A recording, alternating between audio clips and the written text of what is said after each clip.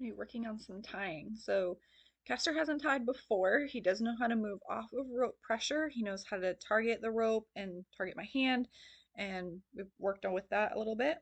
So I'm gonna work on just seeing if I can get him to tie. So I'm trying to get him straight here first.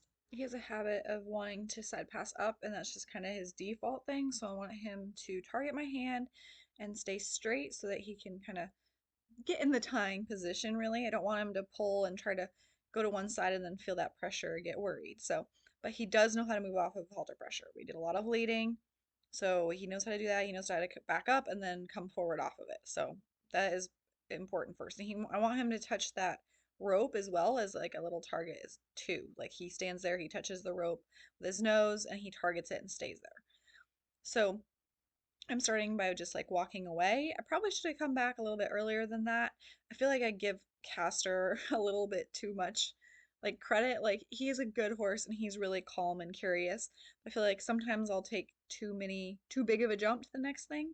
So probably rewarding a little bit more there. Maybe he's doing great. He's doing fine. I love this position he's in right here. So he's standing nice and straight. He's relaxed. Like he's felt the rope already and he hasn't gotten worried about it. Like there he backs up a little bit, no worries, and he comes right off of it. So, but I could have prevented all of this movement here by clicking and rewarding sooner. So I think I thought too much like, oh, he can do all this like so much better. I expected way too much out of him. But that was really nice. I liked that he moved and then he felt the rope pressure, he came back, and then he straightened himself out. So I just have it around like one time or two times, one actual loop though. So he can easily pull this out and be loose. But definitely when you're teaching this, make sure they're in a safe place like the round pen. He's already used to dragging the rope, so that's not going to freak him out. And he can move off of rope pressure easily and without hesitation or fear. So those are all really important steps. But really, I should just ask for like I'll walk away and then click and treat and come back. And then I'll walk away two steps, click and treat, come back. And I just made a bigger jump than I would have now. Just at the time, I asked for a little bit too much, but he is doing really, really well. So he's kind of helping me out here, but I'm just doing the same thing. I'm just walking away from the camera. So behind the camera, you just can't see it. He can still see me. So that's why he's kind of moving up here and he likes to stick his head up over the fence and kind of see what's going on. So he's being fantastic now. Could click and treat this.